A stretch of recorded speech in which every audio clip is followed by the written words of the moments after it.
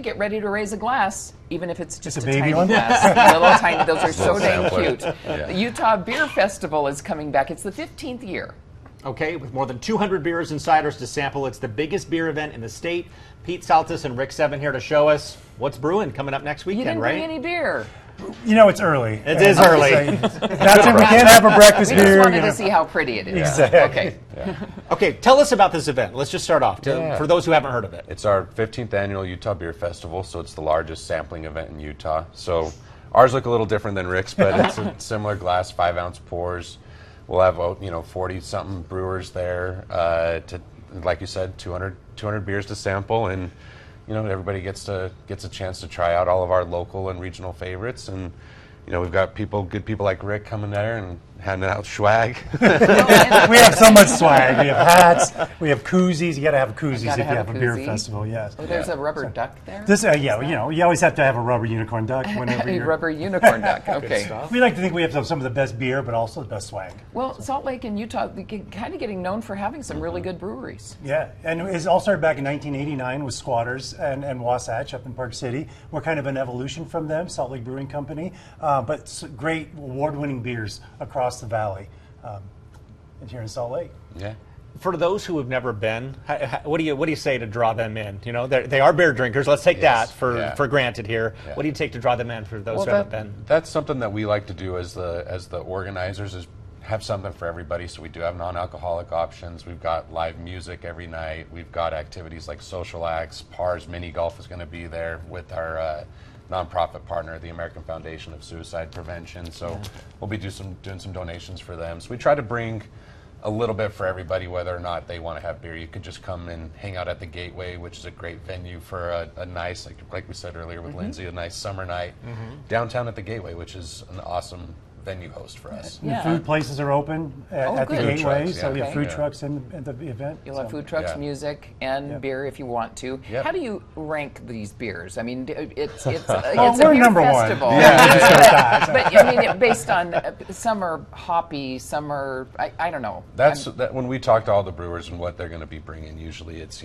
something that's a prominent beer of theirs and something they're launching. We've launched a lot of beers in the market at our event, so something that people are used to and something that they want to brand. So What's the most popular now? What kind of beer? Well, Rick likes to joke that we're gonna get rained out every year because that's how it's been. But with the hot weekend, it might be something a little lighter, easier to drink.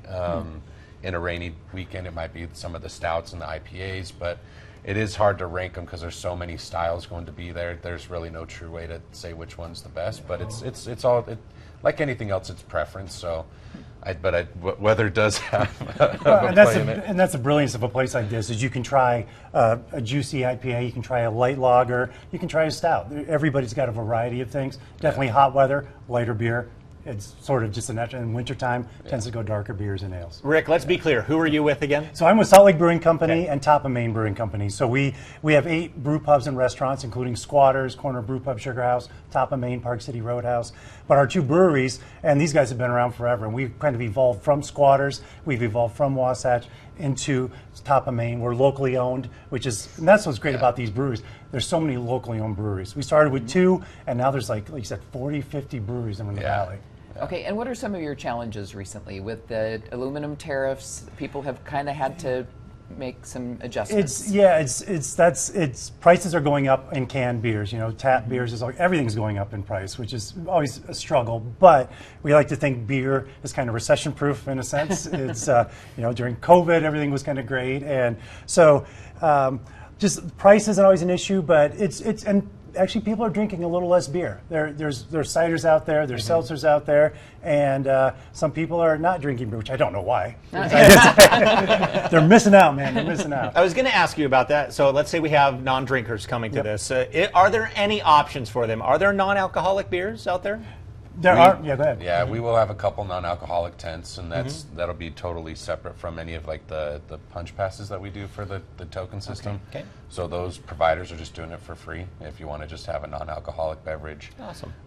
Some of the other brewers, they do non-alcoholics, but I don't know how many are going to be coming, but we do have 2 non-alcoholic tents. Yeah. Well, and I know for some festivals they have a beer tent, and you have to have a wristband. Is that how it works? Yeah, with this? you know, the traditional beer fest model in other states is like an all-you-can-drink pass. Utah, we can't really do that. We have to have a token-based system, pay-as-you-go. So we do a passport system, like go get stamped after each sample that you have. So that's our way of just still trying to maintain that style of sampling as much as you want, but then within reason of Utah's laws, and just doing it as you go instead of just a free for all. So right. If you build up for it, if you're there all day, you can keep getting more stamps. But the 10 stamps that it comes with is sufficient. Yes. All right, let's go over the basics one more time. Just so when and where. When and where? We're downtown at the Gateway next Saturday and Sunday. Next Saturday and Sunday. Yep. Okay. The 16th and 17th. Saturday's hours are from 2 to 9 p.m. and Sunday's hours are from 12 to 7 p.m. Okay. And what's the website where people can check it out? We're at utahbeerfestival.com. And Easy is enough. there going to be a ton of swag out there? There's going to be so much swag out there. You'll get your beer, and then you'll get your free stuff. So bring a tote bag with you so you can kind of just load up that thing. Okay, even the sunglasses? Even the 'Cause we can sunglasses. save those for Ron. He likes free. Yeah, He well, does like free stuff. we didn't get you the beer. We'll leave you the swag. Awesome. Okay. Okay. Encouraging everybody to go out there. Thanks so much for It'll coming be in, fun. guys. Hope the Oh, weather thanks for hangs having in us. for you guys We hope so too. this year. Has it been getting rained out in recent years?